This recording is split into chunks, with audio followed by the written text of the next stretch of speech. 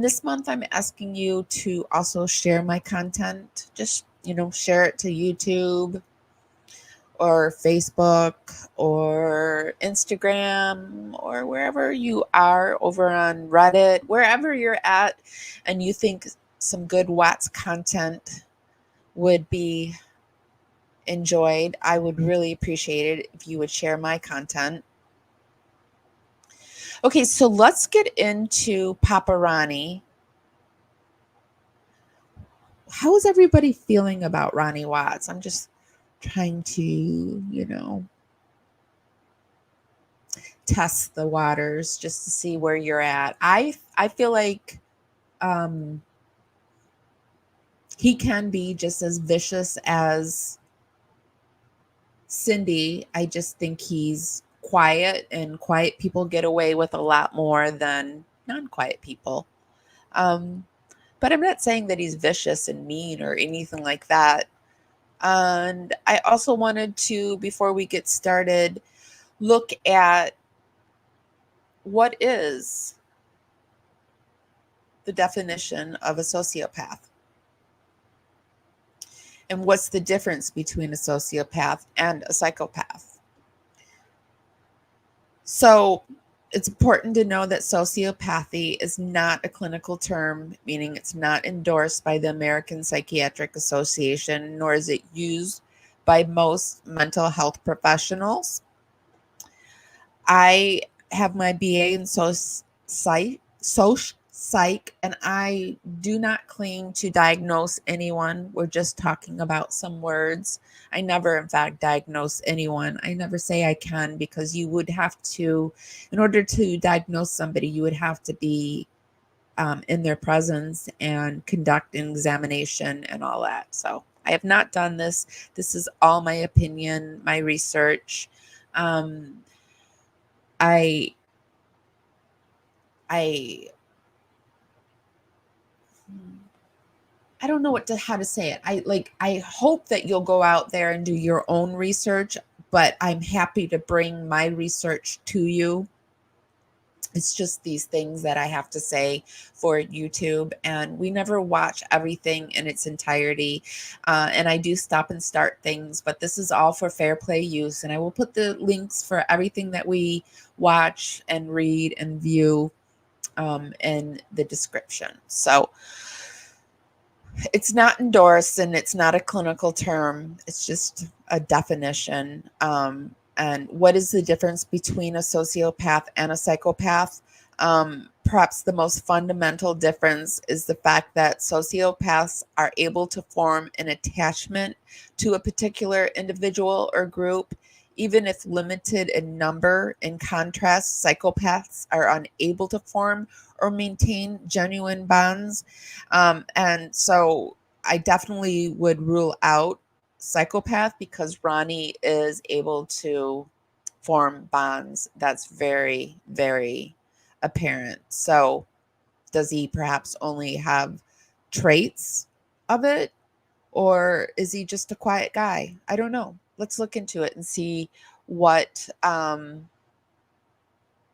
we think. And this is just part one, because there is so much out there on Ronnie Watts. And so we're going to start off, and I want to show you the video that I saw of Ronnie that made me stop and go, he's a little vicious too. This was an interview that he did with Cindy Watts. It was an interview on November 12th, 2018. This was after the plea deal that Chris had done. And the case is the Watts case. And the plea deal was him pleading guilty to the murder of his wife and daughters, and his son too, if you want to throw that in. But under Colorado law, it wasn't able to be charged as a murder. To see him at all? No. We got to see him one time. That was that Monday, right before the plea deal. That Monday Right night. before the plea deal, and that was it. These are the parents of Chris Watts, the man who pled guilty to killing his pregnant wife, Shanann, and two kids, Bella and Celeste. How did he kill her? How did he say he did it when he snapped? He said he did the same thing that she did to him, that she did to the girls. His parents went into details about the relationship problems Shanann and Chris allegedly had, but more importantly, spoke about the frustrations with his whole plea. Are you guys frustrated with this attorneys here? Are you guys frustrated with the direction they may have put him through? Yes, I am. I am absolutely frustrated. We contacted his public defender, but they declined to comment. Do you think he was coerced at all? I don't know. I don't know. I have no idea what the public, to me, that all they wanted to do was just save his life. Just save his life. Well, save his life and life in prison, to me, there's no difference. You know, he's going to die in prison, and there's no telling what will be done to him in prison. And I just want him to fight. I want him to not take this plea deal. I want him to plead not guilty to the children. After this interview, the Watts are looking at different legal avenues, even looking at another attorney in Denver to take their son's case. But there's been some reaction about all this from Shanann's family. Are you guys worried about some of the backlash about maybe coming out and speaking on behalf of Chris, and what it might do to your guys' relationship, and speaking out like this about a woman who can't defend herself right now? Well, Shanann, I mean, you have to get to know her to be around her.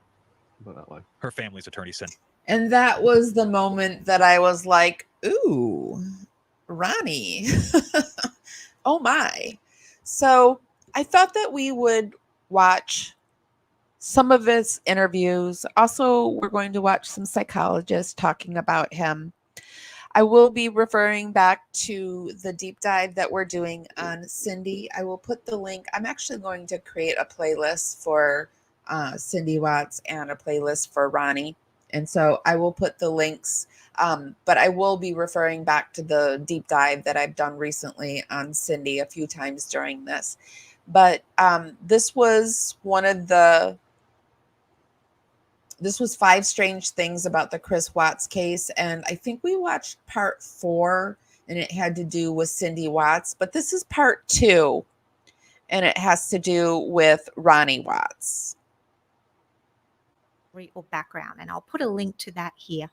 So let's jump right in and start by taking a quick look at Ronnie Watts, learning for the very first time of the magnitude of the events. And then I'll come back and talk through some of this with you. Now, before you watch this video clip, remember Ronnie, up until this point, believes that Shanann and the girls are just missing. He's about to be told by Chris that they are all dead. Now, we do know that Chris lied to his father in this video and told him that Shanann suffocated the girls, and he, Chris, simply lost his mind in rage and killed Shanann. Of course, we now know that's not true, but even so, here is Ronnie hearing that his daughter-in-law, his 3 grandbabies are all dead, and his son, in retaliation, has committed murder. So have a look at his response to this unimaginably horrific news.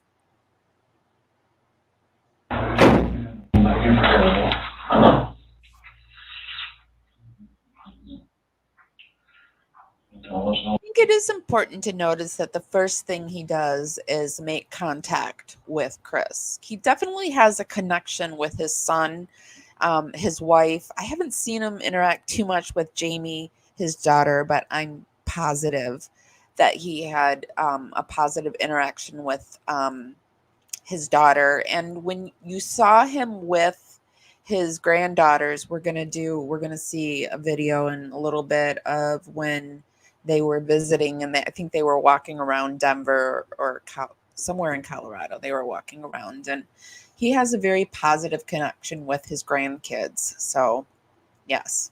And this is polygraph failed it. Because there's too much emotion. So I mean, they're not gonna let me go.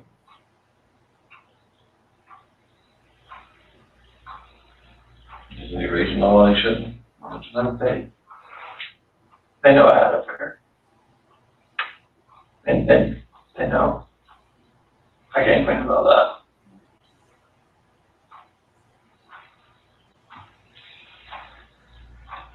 They let you had an affair.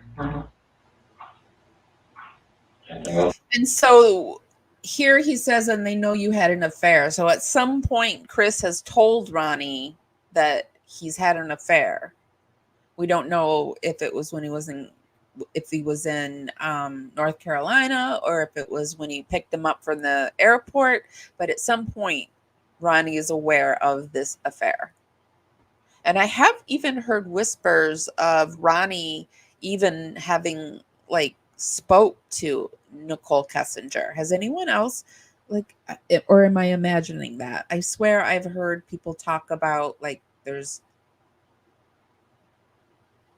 something out there that proves that he was texting or talking to Nicole Kessinger. Maybe I dreamed this, but I swear I saw this out there. Anybody else? She won't tell me what's going on or what happened or anything, if you know anything about it. When we had that conversation in the morning, it was emotional. It was told her about separation and everything like that. Mm-hmm.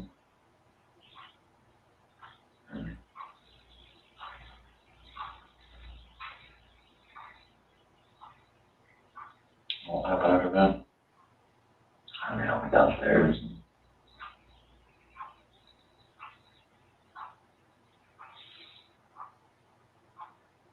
I want to protect her. What? I want to protect her. You don't want to protect her? I don't know what else to say. What happened? Huh? She hurt him? Yeah. Well, no, I forgot about her. You hurt her. Did they leave after that for a long time?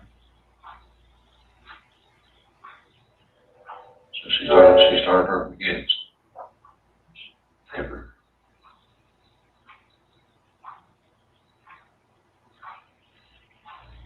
Probably because what happened.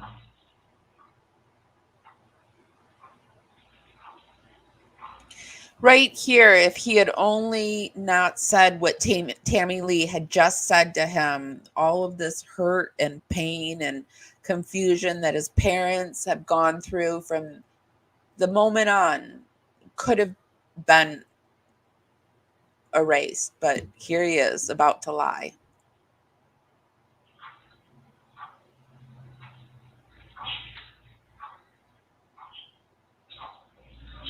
One, she's smothered. Or choking. Which one is it, Chris? No, I was upstairs. They came back up. They're gone. Just gone. I'm not letting me talking to her about that. I'm not talking to her about separation and everything, about she lost. I don't know, like, what else to say, like, I freaked out.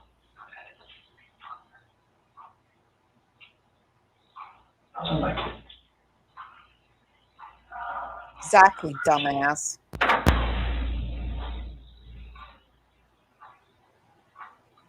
so she, that one time, you were leaving, this is gonna work. And she freaked out over the separation from them. Like, she laid like out, but that's something downstairs. I heard like a little commotion upstairs, but I didn't think anything of it. And then you went back upstairs and she was, yeah, I could see like, she was not choking her, or did she kill her? Yeah. Hair blue. Both of them. She choked both of them to death. I forgot to mention anything.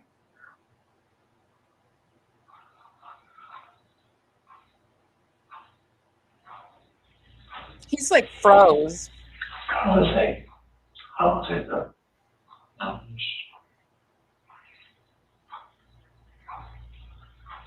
Idiot shrugs again. I What do I do? called cops about it. I didn't want to call the cops about it. No one to do all the bodies off or something. I didn't know what else to do. I freaked out. I didn't know nothing else to do. Didn't know what to do. So she killed Lucy choked to death. Or smothered. Lost it and choke her.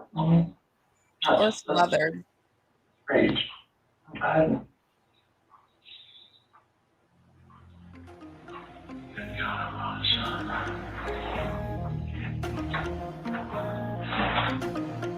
I have to say, I walked around saying "Good God Almighty, Son" for a long time after I heard that one. Hold on, I got a cough. I swear, Kimberly, she said it over. Good God Almighty, Son. Good God Almighty, Son. Good God Almighty, Son.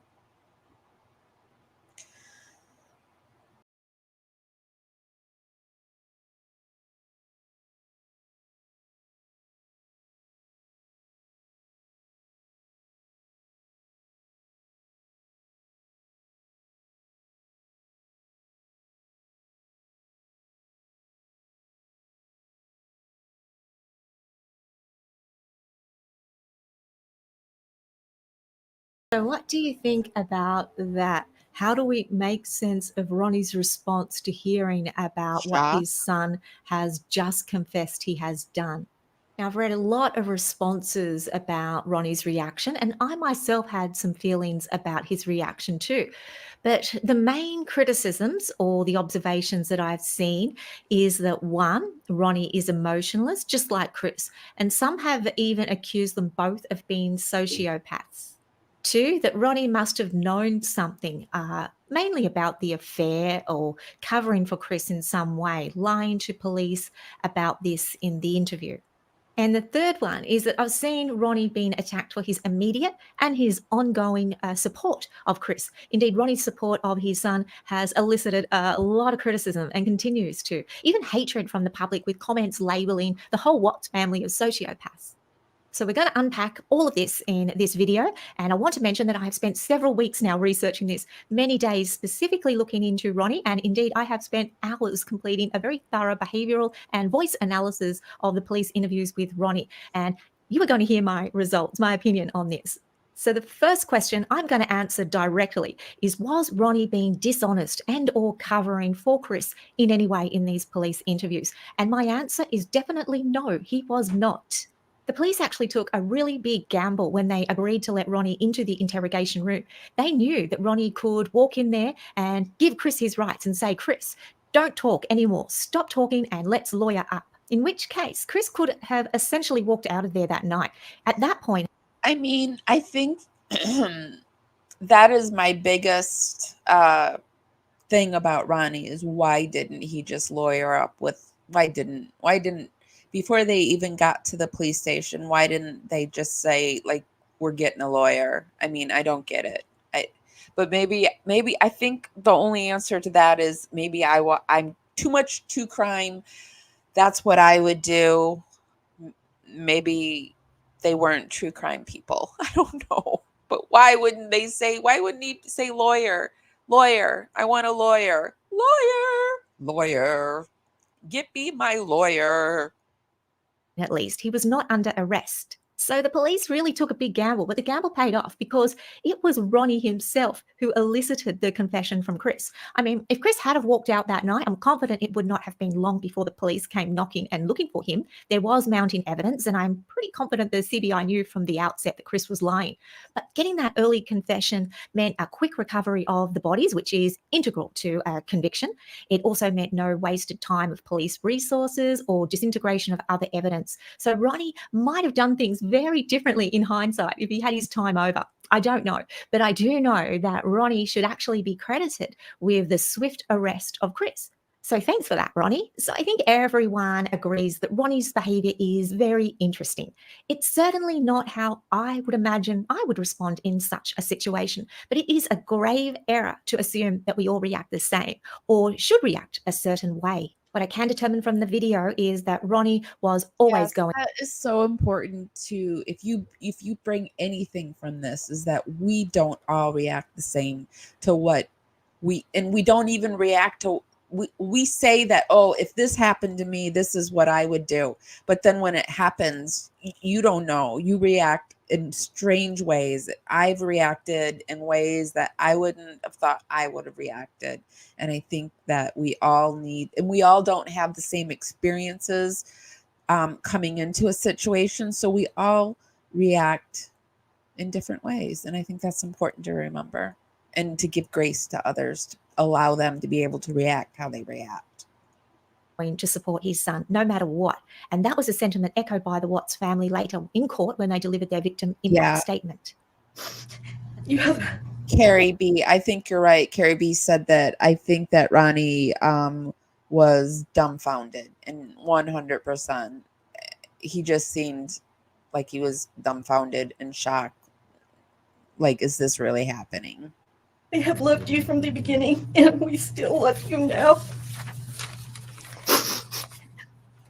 As the Lord said in Jeremiah 3:31, I have loved you with an everlasting love. Therefore, I have continued my faithfulness to you. And you, as your mother, Chris, I have always loved you, and I still do. We love you, and we forgive you, son. Chris, I want to talk to you as a father and son. The Bible says if we confess our sins, God is faithful and just and will forgive us. Chris, I forgive you, and your sister forgives you, and we will never abandon you, and we love you. Dad. But the first thing Ronnie does before a single word is uttered is place his hand on his son's shoulder. Now, this action is very revealing to me. And throughout the video, you see this same sustained support from Ronnie. But keep in mind, at this time, Ronnie actually thought his son had witnessed the murder of his own children. And Ronnie genuinely believed that. So I guess at this point, Ronnie's support... I mean, that is kind of important to remember, that Ronnie genuinely thinks that Shanann did these things to the kids, and that Chris reacted. Like, I think he's just, to this day, finally realizing that this isn't true. That, you know, they're finally realizing that Shanann didn't have any part in this. Maybe somebody else did, but it wasn't, you know, Shanann, which it's so sad that Chris planted this into their mind. And I guess any family that, think about it, you don't get along with your daughter-in-law. You haven't been getting along. You didn't even go to their own wedding. You just had this big, you know, fight, this blowout fight, and they end up gone, missing, and then it comes out that now they're unalived, and your son tells you that she did it, and you just exploded. I mean, you would probably believe your child over... right? You would believe your child, at least in the beginning. You would probably believe your child. So nobody gave them the grace in the beginning, and I didn't even give them the grace. Some people gave them it, but then they took advantage of them on top of it. But it's really sad. It's sad what happened to this entire family because of this mofo right here. This makes sense. But it's his lack of emotion that people are questioning. And I will get to that in just a moment. What you might not realize is that Ronnie had also been primed by Chris a few weeks earlier when Chris went to North Carolina for the last week of Shanann's vacation. Chris had told his father whilst he was there that he and Shanann were separating. Their relationship was under pressure, that they had agreed to sell the family home, and that Chris had fallen out of love with Shanann and was going to be getting a divorce from his wife. The Watts family never really liked Shanann from the start. And in some instances, they probably had good reason. Shanann had been married before, which is, in some conservative Christian families, not really appreciated. She was I don't think that's a good reason, because wasn't their daughter married before? So I don't think that's a good reason. I'm gonna call shenanigans on that one, but no. The dominating personality. She had previously threatened to remove their grandchildren from them. She had prevented them from seeing their grandbabies at least 1 or 2 times that I'm aware of previously. She'd accused Cindy of trying to kill her youngest daughter. otherwise known as Nutgate, which is a whole other story with little merit, actually. So she's basically saying what I said. There was strife in this family, and so of course you would believe your son. You just would expect, in the beginning you would. Nan's own admission, she wore pants in the home. Shanann clearly enjoyed attention, and from my research, it seems she could be indeed a rather vengeful person when she wanted to be. She had some features of being controlling and vindictive at times, none of which warrants her being killed. And I'm not victim bashing here. God knows, I am all those things at times too. But for Ronnie and Cindy, this was just more. Glad that she said that, because it's important for us all to remember that we're all something at one time. It's important to remember that in somebody's story, you're the villain. In somebody's story, I'm the villain. That's just how the world goes. The world goes around. And so in their story, Shanann was the villain. Proof that Chris was the victim in this relationship, which of course is not true. If you're not happy in a relationship, you leave. You don't kill your family. Anyway, I said Chris had planned to kill his wife and children at least a couple of weeks before he actually did so. And as part of the preparation and the priming for his murder, he wrote a letter whilst he was up in North Carolina on that last week or so of the vacation.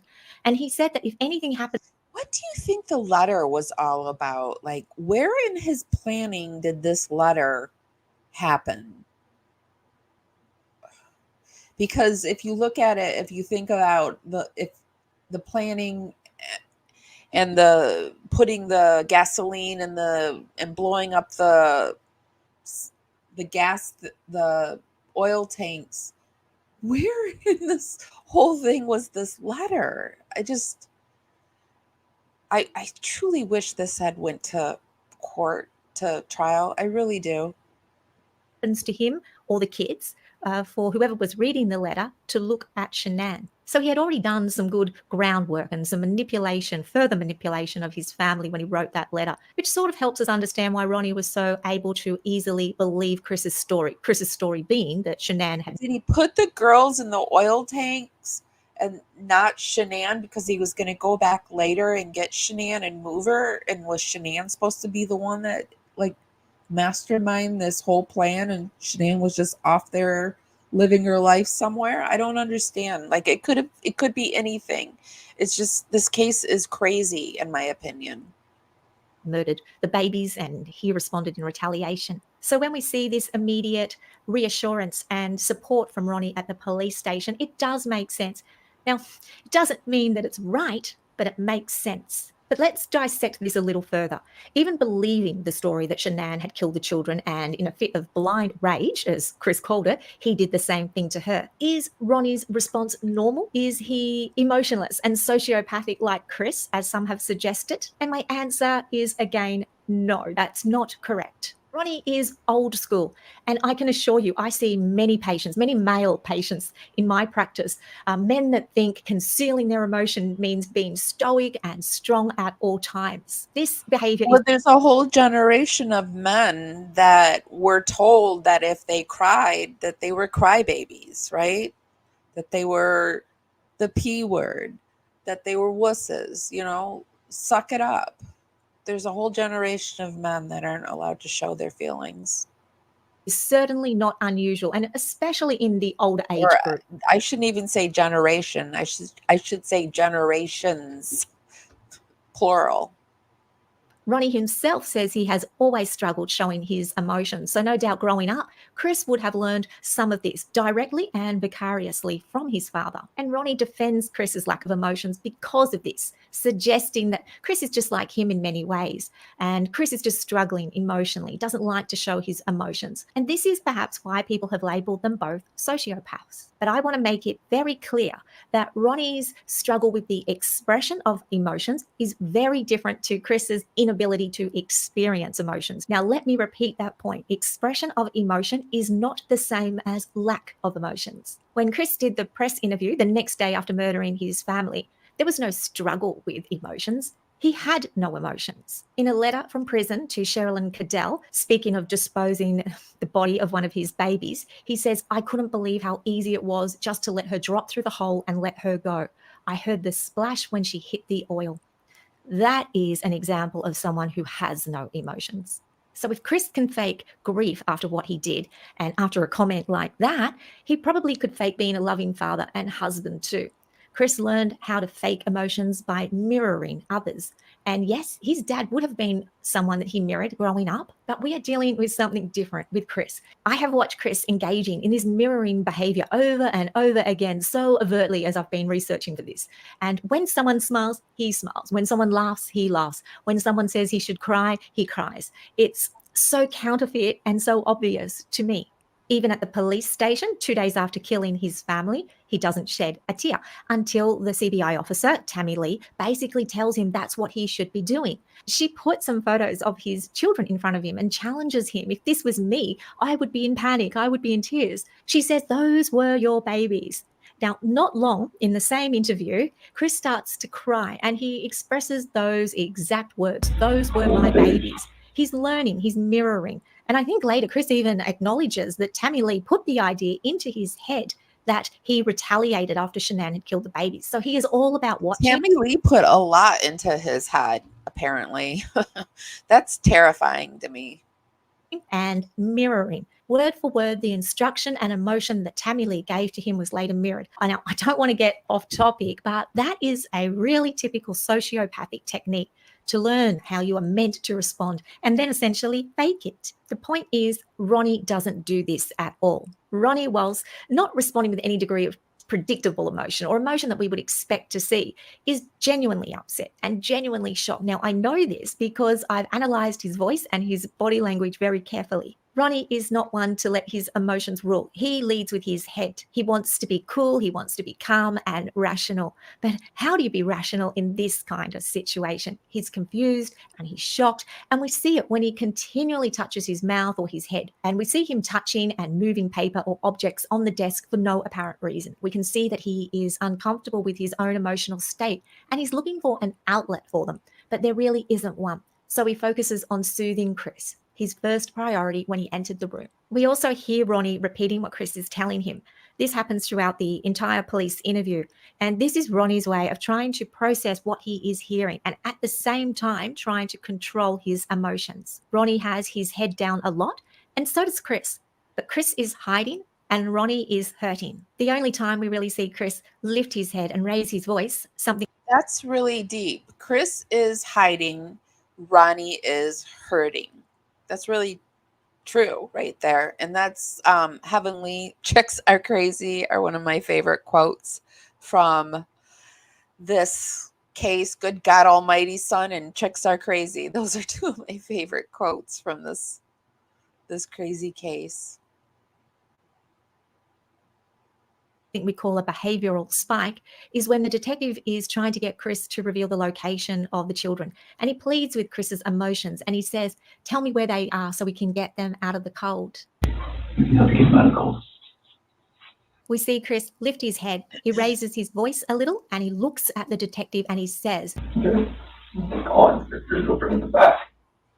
so that technique that the detective used was an emotional one that would cause a normal person to respond from a place of emotion, from guilt, remorse or penance, a concern for someone else. But you see, that doesn't work on Chris. Chris responds better to the sympathy, the poor you, the rubbing, the consoling, which, by the way, is the technique that Tammy Lee, the female I'm not sure officer, he responds to that because you can tell he's really uncomfortable having Tammy Lee touch him.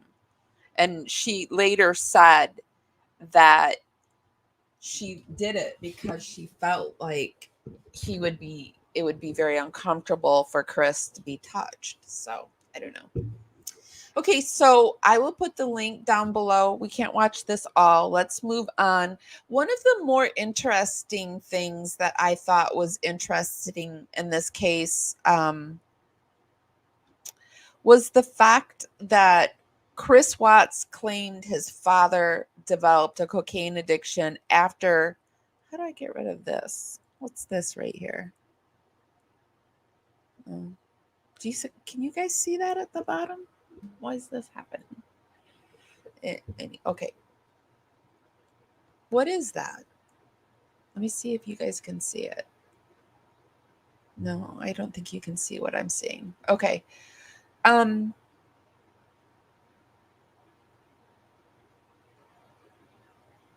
Chris Watts claims his father developed cocaine addiction after he got married to Shanann. Chris Watts said his parents, Cindy, I thought it was after he went away to college. Was it after he married Shanann? Chris Watts said that his parents, Cindy and Ronnie Watts, encouraged him to argue that he was a victim of emotional and mental abuse in his Schmurder trial. Strange new details have emerged in connection with triple Schmurder Chris Watts' perspective on life before he went on to unalive his pregnant wife Shanann and their two young daughters Bella and Celeste and Nico. Chris told investigators that his parents, Cindy and Ronnie Watts, encouraged him to argue that he was a victim of emotional and mental abuse when the case went to trial. That said, it is yet to be known if they still believed that their son's claim at the time that it was Shanann who unalived their granddaughters. Experts from Chris's conversation with investigators earlier this year highlight the family's relationship with his parents, which affected their lives significantly, Daily Mail reports.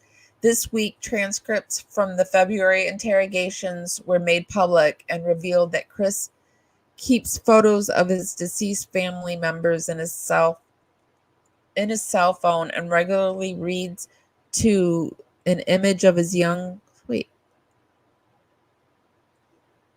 This week, transcripts from the February interrogations were made public and revealed that Chris keeps photos of his deceased family members in his cell phone. Oh, they must mean his cell.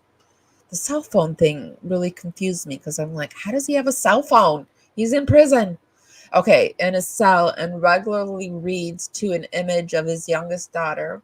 It also revealed the gruesome way in which he carried out the murders as well.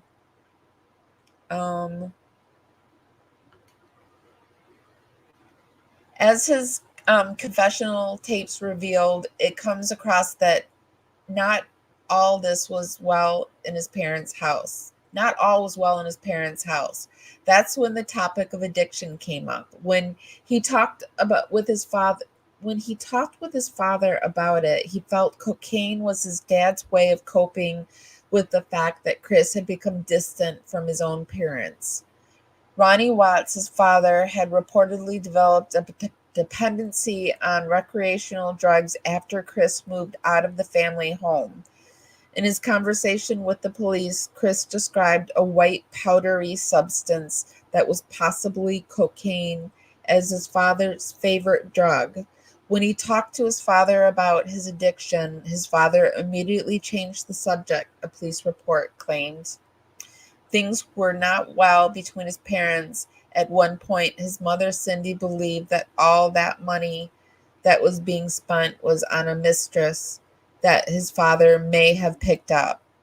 The report further states that Chris had a conversation with his father regarding his drug use and pointed out that drugs were causing his sudden weight loss and nosebleeds and other illness. So when Chris asked his dad to stop using, his father did. The reports further cite how things had soured between Shanann and her in-laws when she found that her mother-in-law had mistakenly fed Celeste peanut chips. Shanann believed Cindy wanted to unalive Celeste because she knew the toddler was highly allergic to peanuts. You should call your dad and tell him you did not appreciate your mom putting your daughter at risk today, nor do you like that she teased our girls, Shanann wrote to her husband in a lengthy text that day. You should also say you don't appreciate her saying they have to learn they can't always get what they want. They are 2 and 4. I will call him and tell him that I think what I think about this, Watts wrote in response, siding with his wife. It's not effing cool at all because it is the kids. I will set this right. Then there were many tiny instances which cited friction between Shanann and her in-laws, like they're not coming to Cece's birthday party and more. Shanann wrote about all this in a text to Chris, voicing her concern regarding the matter, and the message further went to call Cindy evil and that Chris was behaving just like his dad, and then onto addressing matters in their own fraught relationship. In his confessions, the killer dad added that his friction between Shanann and his parents may have motivated him to put his hands around his wife's throat at some point. He was also aware that his parents were not always appreciative of his marriage with Shanann. So I didn't know all that about the addiction. Did you know that there had been possibly a mistress in addition to all of that? And I don't know where they got all that information, but I guess I didn't know all that about Ronnie. But has anyone else heard it? Because I don't even know if I can believe it or not. I mean, obviously you can believe it because he's doing the cocaine, and so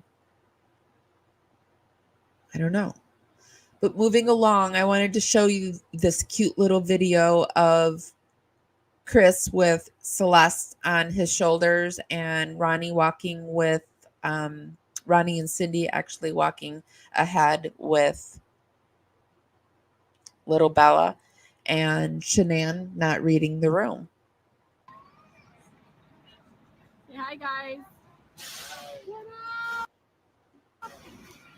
This is Cece downtown Denver, like cruising on Chris's show. She's definitely working him. Hi, Cece.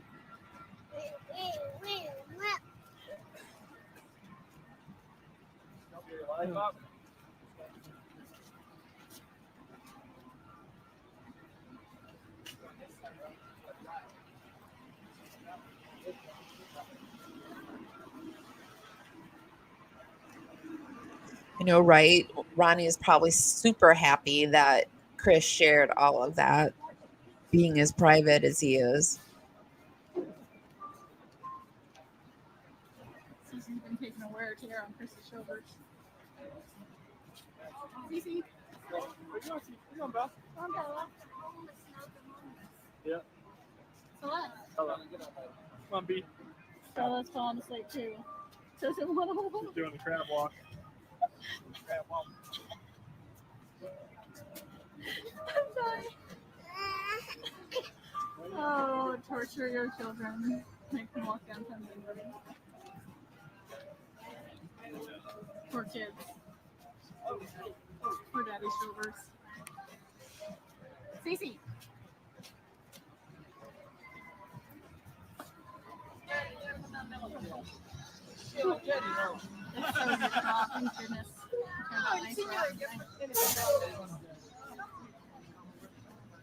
We're just talking, April. They're going to do another lifestyle getaway. Ooh, we've got one's going to be here in Denver one day. Oregon, That'd be awesome. Wisconsin. Hi, Cece. Oh, yeah. I know there's a You Tennessee. got fun, CC? Yep. Yeah. Are you dancing? Dance.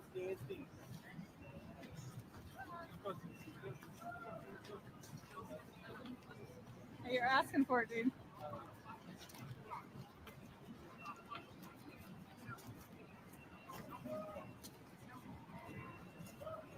Bella said Papa's her best friend.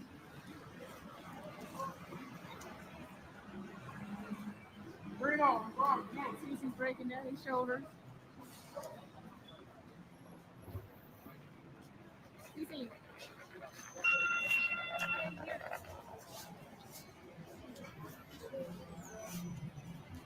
There's Mimi and Papa with Bella.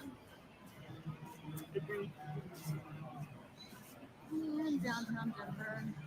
So different when it's not late at night.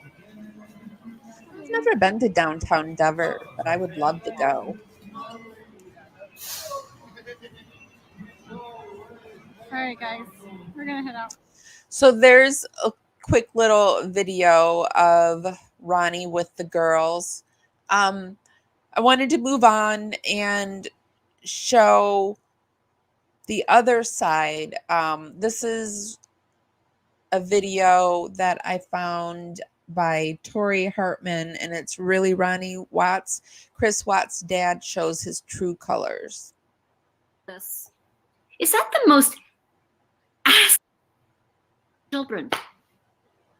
Can we just have a minute for this? Is that the most asinine thing you've ever heard? First of all, I'm so sorry, Ronnie, because I really believe for a minute. I mean, I know. Let me see what it on is Facebook, and really, I went and looked at the article, you know, about March 7th. You probably have already known. Everybody has a thing to say. But I know. Letty's like, I read it and I'm speechless. Hello. Okay. Now, first of all, is Ronnie riding around on unicorns now? Okay, because there is no way. I'm telling you, I'm going to send him a set of tarot cards, because seriously, if he thinks that because Chris Watts has memorized the Bible, he didn't kill his children. Can we just have a minute for this? Is that the most asinine thing you've ever heard? First of all, I'm so sorry, Ronnie, because I really believe for a minute. I mean, I know. I really think all of you know this already. We really, really know, right? Because we thought maybe Ronnie had a little hope there, right? But now the real Ronnie's coming out. Oh, I know in my heart, he said, he couldn't have killed those kids. Well, who did? Who did? You know, I don't, it's just, yeah. Oh, okay. So Tammy said, why? What happened with Ronnie? And this is a good example of the anger that people were feeling towards the Watts in the beginning, because this was streamed 5 years ago. So this is a very good example of the anger that was happening. Okay, so if you go on and you Google the Chris Watts confession, because and just type in Chris Watts. I can totally get and understand this anger too. I get it. I completely get it. March 7th, because the CBI and the detective from Frederick, the three of them went up to speak to Chris at the prison. And Ronnie's comment was, I don't know why they went up there. It's already done. It's already said and done. And and then, like, who went up? Okay, thank you, Jess. Okay, seriously, if I was drinking, really, wouldn't we all have a tall one right now? And I'm telling you right now, I'd be seeing like little magical unicorns. That's all I can think of is Mr. Ronnie is like, unicorn dad. Now it makes sense to me, and I'm being honest with all of you and saying I couldn't figure out, because he just seems like such a nice guy. He does, doesn't he? And here he is with, like, you know, I don't know, I'm going to call her Broomhilda tonight because I'm in a mood. But I mean, it just doesn't make sense to me. And I don't mean to put her down. We all have our issues, right? Okay. I was Broomhilda today. I mean, it's just been that kind of, you know. So anyway, here's the deal. And this is what I'm going to say to all of you. So Ronnie said and they quoted him in the article, I don't understand why they went up there, meaning those three people, the two CBI and the Frederick detective. He went up there. I know, if it was my child, I probably would think the same thing. I know. But you know what? I don't know about that. I'm gonna stop and think about this for a minute and think about who I am and I know. Everybody's complaining that I jump all over. So I'm just going to come back for a second to center. Here's what I think, you guys. There was an article today. There was a couple of them that were saying that these two CBIs and the detective from Frederick went up to see Chris Watts in the prison. I'm not looking at chat so I can, like, pay attention. When they asked Ronnie about it, Ronnie came back and said, I don't know why they, the three people, went up there. It's already done. It's over. And then Ronnie said, I don't believe in my heart that he could have hurt those girls. Now, again, those girls, what is this? Is it running the family? We're not really attached to them. Those girls. It's kind of like they're not connected to him. Okay. But everybody called the girls the girls. So anyway, what happened then was that he's then said that Chris Watts knows the Bible inside and out, and he's quoting it. And I thought to myself, I believe it, because even Shanann said that Chris is a very fast reader and he picks things up fast. And I think he's one of those people that he reads things once and he like memorizes it, or I think he's even said that too. So he's just memorized the Bible. I mean, that's all he's just, I'm sorry. I know I'm not a Christian though, so I can question his Christianity. I question his Christianity. I question it. I'm sorry. Quoting the Bible doesn't make you a Christian. Okay. It's like living a life. It is distancing, but everybody says those girls, the girls, those girls. I've said it. So I don't think he's distancing. I just think that that's what everybody's used to saying, the girls. Of as much as possible in reverence to Jesus Christ, to those teachings. I mean, right? I'm telling you, it's like, and somebody said to me the other day, they posted on, and this is related, I promise. They posted and said, well, I need to know what you believe, because if you don't believe X, then I really can't follow you. And I said, well, what difference does it make? Because if I tell you what I believe, then I'm signing into something that's fear-based, and I don't want to have that, right? So it just was kind of like, I don't want to be in that space.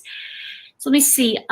He's confessing about something because he found God. Only entrance to heaven is through confession. Thank you for that, Margot. That's a great insight. Margot just gave us that, everyone in prison knows the Bible. I have heard that quite a bit, that if Chris Watts truly wanted to get into heaven, that he would do the true confession. But I think we're going off topic, and so we're going to move on.